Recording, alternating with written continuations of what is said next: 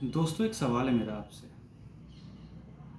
बड़ा सिंपल सा है कि आपको क्या लगता है कि किसकी लाइफ ज़्यादा टफ है, एक लड़का या एक लड़की?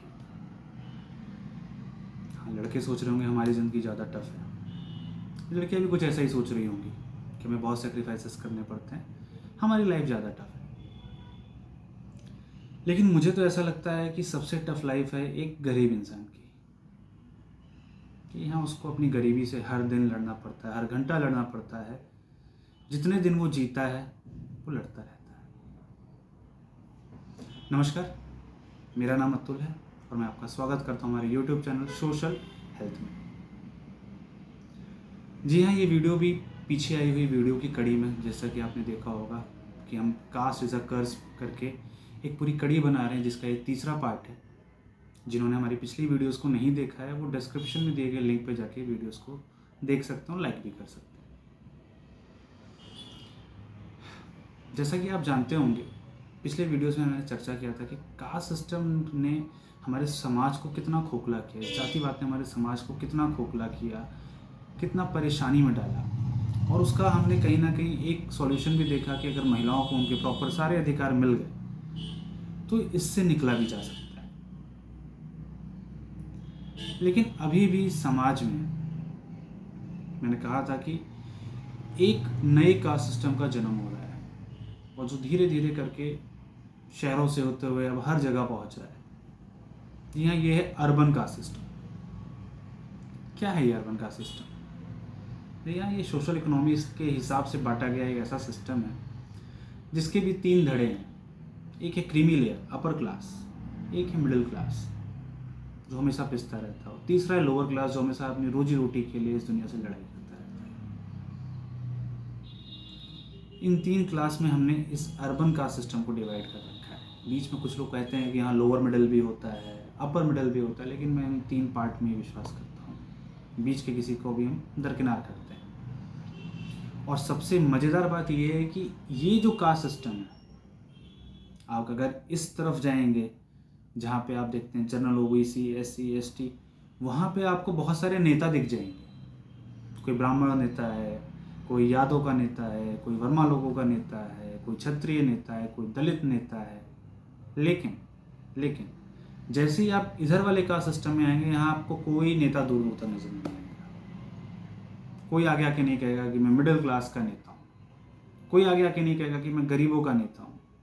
क्योंकि हमारे देश में मिडिल क्लास, लोअर क्लास, गरीब को कुछ समझा ही नहीं जाता। उधर वोटर माना जाता है कि वो एक समाज के वोटर हैं, लेकिन यहाँ तो इनको कुछ समझा ही नहीं जाता, क्योंकि इनको पता है कि ये एक ऐसा तबका है जो लड़ रहा है, सिर्फ अपनी ज़िंदगी से लड़ रहा है। अपनी रोज हर एक दिन का जो इसका जीवन है वो एक लड़ाई है, उसको नहीं फ़र्क पड़ता है। इसीलिए कभी भी आप देखोगे तो इनकी बहुत ज़्यादा बातें भी नहीं होती। लेकिन इस अर्बन कास्ट सिस्टम ने सबसे ज़्यादा जो प्रभाव डाला है, जो सबसे ज़्यादा इम्पैक्ट डाला है, वो यूथ पे डाला है, और यूथ में खासकर लड़कों पे। लड़कियों को नाराज़ होने की बिल्कुल भी ज़रूरत नहीं है। अगर मैं लड़कों पे बोल रहा हूँ तो उसके पीछे कोई ना कोई रीजन्स होगा जो आपको आगे पता चलेगा। कैसे लड़कों पे बहुत ज़्यादा असर डाला है।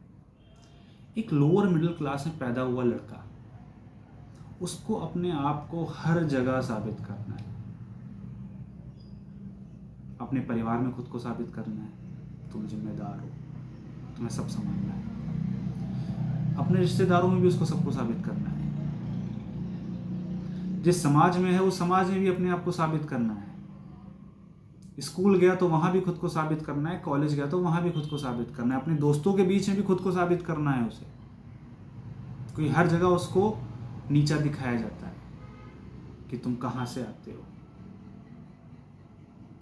गलती से अगर वो किसी रिश्ते में गया, किसी से उसको प्यार हुआ, तो वहाँ भी उसको अपने आप को साबित करना है कि वो उस इंसान के लायक है या नहीं। मतलब अगर स्थिति देखोगे तो अब से 50-100 साल पहले वाली जो स्थिति एक अछूत की थी, कहीं ना कहीं सेम वही स्थिति उस मिडिल क्लास लड़के की, कुछ अलग नहीं है, सेम एकदम। अगर आप कॉपी कट पेस्ट बोले तो बिल्कुल अलग नहीं है। वहाँ भी उनको अपने आप को समाज के हर धड़े को साबित करना था। यहाँ भी इस मिडिल क्लास बच्चे को हर जगह पे अपने आप को साबित करना है। और इस साबित करने की साइकिल में वो पिसता है। पिसते पिसते उसका रिजल्ट क्या निकल के आता है वो आंकड़े आपको बताएंगे। अगर आप सुसाइडल डेटा उठा के देखेंगे इंडिया का तो आप चौंक जाएंगे कि सुसाइड से होने वाली हर एक डेथ मैं मानता हूँ गलत है, इट्स अ रॉन्ग स्टेप, लेकिन आप सच्चाई को कितना छिपाएंगे। गलत बोलने से सच्चाई तो नहीं छिपने वाली ना, ये सच्चाई है। हमारे देश में अगर लड़के लड़कियों के बीच का सुसाइडल डेटा का कंपैरिजन करेंगे तो आपको रेशियो निकल के आएगा 4:1 का, मतलब 4 लड़के 1 लड़की, मतलब 4 गुना ज़्यादा। एक लड़की की अपेक्षा 4 लड़के, मतलब 4 गुना ज़्यादा लड़के सुसाइड कर रहे हैं। हर एक जान कीमती है, लेकिन ये डेटा झूठ नहीं बोल रहा। आखिर ऐसा क्यों है? और उम्र जानेंगे तो आपके पैरों से जमीन फिसल जाएगी। मैक्सिमम की उम्र 25 से 40 साल के बीच में है। ऐसा क्या हो जा रहा है इन 15 सालों में कि एक लड़के को इतना बड़ा स्टेप उठाना पड़ रहा है। और ये सुसाइड के जो डेटा निकल कर आता है इसमें आप देखोगे तो मैक्सिमम जो कंट्रीब्यूशन है, कंट्रीब्यूशन कहना पड़ रहा है, सोचिए, एक जो कंट्रीब्यूशन है वो लोअर मिडिल क्लास के बच्चों का है। नहीं संभल रहे हैं उनसे, चले जाते हैं। गलत है, लेकिन सच को छुपाया नहीं जा सकता है। दूसरा आंकड़ा आपको बताता हूँ, हार्ट अटैक, कार्डियक अरेस्ट, इसका रेशियो 3:1। मतलब अगर एक महिला को कार्डियक अरेस्ट आ रहा है तो उसके अगर अनुपात में रेशियो में चेक करोगे तो यहाँ 3 पुरुषों को आ रहा है। इसका क्या कारण है? क्या सारे लड़कों की, सारे मर्दों की हार्ट में प्रॉब्लम आ गई? नहीं, उनके ऊपर जिम्मेदारियों का इतना बड़ा बोझ लाद दिया गया है जो कहीं ना कहीं उनकी मेंटल हेल्थ, उनकी फिजिकल हेल्थ को हैम्पर कर रहा है। ये एक सच्चाई है। और इस सो कॉल्ड अर्बन सोसाइटीज़ की जो लड़कियां हैं, सो कॉल्ड बोल रहा हूँ, उसके पीछे रीज़न है, जिनको एजुकेशन मिला, जो आगे बढ़ी, आगे बढ़ने के बाद इंडिपेंडेंट हुई, सो कॉल्ड इंडिपेंडेंट गर्ल्स, क्या उन्होंने कभी सोचा है कि उनको ये सारी चीज़ें कैसे मिल गई? कहाँ से इतने सारे अधिकार मिल गए? जिन अधिकारियों के लिए गांव की लड़की विद्रोह कर रही है उसको सारे अधिकार नहीं मिल पा रहे हैं, आपको सारे अधिकार मिल गए। कैसे मिल गए?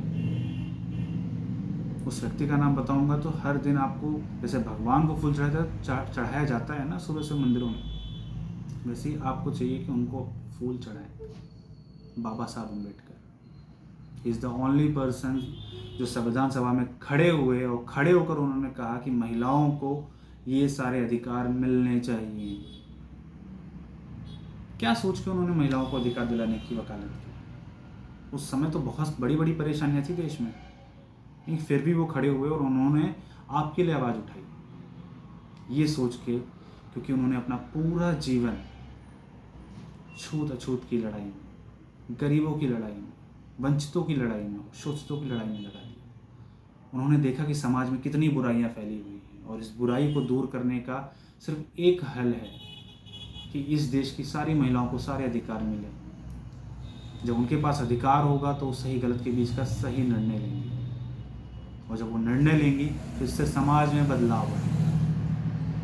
लेकिन अब जब वो आज के समाज को देखते होंगे कहीं से, तो उनका कहीं ना कहीं ये दिल करता होगा कि मैं जाऊं दोबारा उस संविधान सभा में और जिस पन्ने पे मैंने अधिकार लिखे थे वो पन्ने को फाड़ दूं,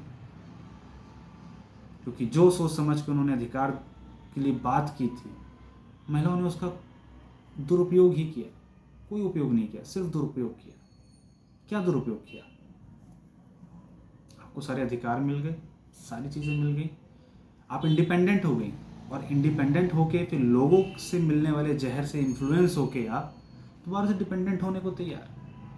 एक लड़की 30, 40, 25, 50 हज़ार रुपये कमाती है, उसके दिमाग में ये जहर डाल देगा कि तुम इतना कमाती हो, अब इससे 2 गुना 3 गुना 4 गुना कमाने वाले से तुम्हारी शादी करेंगे। तुम्हें अपना फ्यूचर सिक्योर करना है, वो भी इन्फ्लुएंस। हाँ, बात तो सही, मुझे अपना फ्यूचर सिक्योर करना है, और उस फ्यूचर सिक्योर करने के चक्कर में समाज की इस खाई को इतना लंबा करते चले गए, चढ़ते चले गए कि आपको पता भी नहीं चला। उसका रिजल्ट क्या आया? उसका रिजल्ट ये आया है कि भारत में, अर्बन में खासकर 10 शादियों में से 4 शादियां जबरदस्ती फोर्सफुली हो रही हैं। जी हाँ, A marriage with compromise is equivalent to rape. It's a marital rape. ये जो हो रहा है ये किसी मैरिटल रेप से कम नहीं है। और मैरिटल रेप तो इंडिया में रिपोर्ट भी नहीं होता है, उसकी ना कोई एफआईआर है, ना कोई चार्जशीट है, ना कोई डेटा अवेलेबल है। और हंसी आती है उन माँ बाप पे जिन्होंने अपनी बेटियों को लायक बना के फिर उनको लड़कों के पीछे छुपाने, उनको डिपेंडेंट बनाने के लिए तैयार हो। क्यों आप उनको आगे आके नहीं बोलते कि बेटा तू इंडिपेंडेंट है, अब तू रिस्पॉन्सिबल है, तुझे पीछे नहीं, तुझे हाथ थाम के आगे बढ़ना है। लेकिन नहीं, समझ का फेर है सर। याद रखिएगा कि मोटिव, किसी भी मोटिव के साथ अगर कोई भी रिश्ता बनाया जाएगा ना, तो उसकी उम्र लंबी नहीं हो सकती है, क्योंकि हर खरीदी हुई चीज़ की एक एक्सपायरी डेट होती है, जिस डेट को वो एक्सपायर हो ही जाना है। नेम, फेम, किसी के पॉकेट को चेक करके, किसी के फिजिकल चार्म को लेके अगर आप किसी भी रिश्ते में जाते हैं तो याद रखिएगा ऐसा रिश्ता जाकर कोर्ट रूम में ही खत्म होता है। इंडिया के डाइवोर्स का डेटा उठा के देख लीजिएगा, आपकी आंखें खुल जाएगी। क्या खत्म होता है उस कोर्ट रूम में? 2 इंसान अलग होते हैं, पीछे छूटता क्या है? किसी का 5 साल का बच्चा, किसी का 8 साल का बच्चा, किसी का 10 साल का बच्चा, जो अपने माँ बाप को अलग होते हुए देख रहा होता है उस समय पर। क्यों? क्योंकि उनके माँ बाप ने सही समय पर सही डिसीजन नहीं लिया था। फिजिकल चार्म से आप किसी भी रिश्ते को कितने दिन बांध लोगे? और नेम, फेम, पैसा तो ये तो टेम्पोररी है, आज है कल नहीं भी हो सकता है। तो इन चीजों से आप किसी रिश्ते को कैसे बांधोगे? एक दिन तो ये रिश्ता खत्म ही होना है, क्योंकि ये कड़वी सच्चाई है। लड़कियां लड़कों से पहले यंग होती हैं। जब वो यंग पहले होती हैं तो सीधी सी बात है, उनका ओल्ड एज, उनका बुढ़ापा भी हमसे पहले आ रहा है। जब बुढ़ापा आपका पहले आ रहा है तो फिर वो जो फिजिकल चार्म था वो खत्म हो गया। फिर वो जो लाइन मैंने पिछले वीडियोस में भी कही थी कि कितने ही खास इंसान क्यों ना हो, अच्छा ऑप्शन मिलने पर साथ छोड़ ही देते हैं। क्योंकि आपने भी किसी के साथ कभी ऐसा किया होगा। Karma is bitch, right? कभी भी आप इस समाज में, इस दुनिया में जो कुछ भी करेंगे वो लौट के आपको मिलेगा। इसीलिए ऑप्शन नहीं बनना है, चॉइसेस में आना है।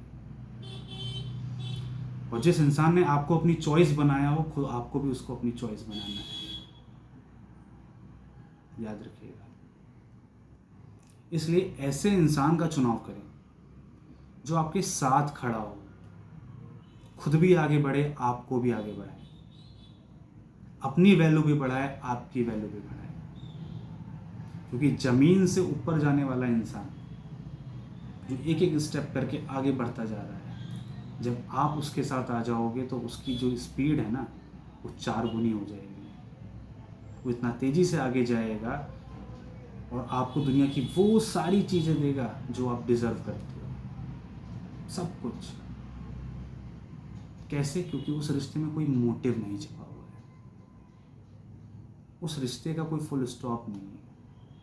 वो रिश्ता आपका चलता जाएगा, क्योंकि वहाँ किसी तरह का कोई मोटिव नहीं है। और ऐसे इंसान की क्वालिटीज़ को देखो, हो सकता है उसके अंदर 999 ऐसी क्वालिटीज़ हों जो दुनिया में आपको कहीं ना दिख रही हो सकता है कोई एक कमी हो, लेकिन उस एक कमी के लिए कभी उसको जज मत करें, क्योंकि वो एक ऐसी कमी है जिसके लिए वो या आप कोई जिम्मेदार नहीं है। मैं और आप, हम कहाँ पैदा होंगे, किस घर में पैदा होंगे, ये मैं और आप तय नहीं कर सकते हैं। तो अब जिस कमी कि वो मिडिल क्लास से, लोअर मिडिल क्लास से, ये उस यहाँ से आता है, वहाँ से आता है, समाज के इस विभाग से आता है, कुछ ऊंच का है, नीच का है, मतलब ये सारी चीज़ों को भूल जाइए। आप ये पाएंगे कि आप जिस एक चीज़ के वजह से उसको जज कर रहे हैं, उससे फाइट करके वो ओवरकम कर गया, और आने वाले समय में वो वहाँ आपको लेके जाएगा जहाँ आपने कभी सोचा नहीं होगा। और आपके खासकर बच्चों के माँ बाप से भी मैं कहना चाहूँगा कि अपनी बेटियों को रिस्पॉन्सिबल बनाइए, डिपेंडेंट मत बनाइए। उनको ये एहसास मत दिलाइए कि वो कुछ भी नहीं है, वो बहुत कुछ कर सकती हैं। बस आपको उनको एहसास दिलाना है, गलत डायरेक्शन में उनको गाइड नहीं करना है। और बच्चों, आपको सही का साथ देना है, सही का चुनाव करना है, गलत का नहीं।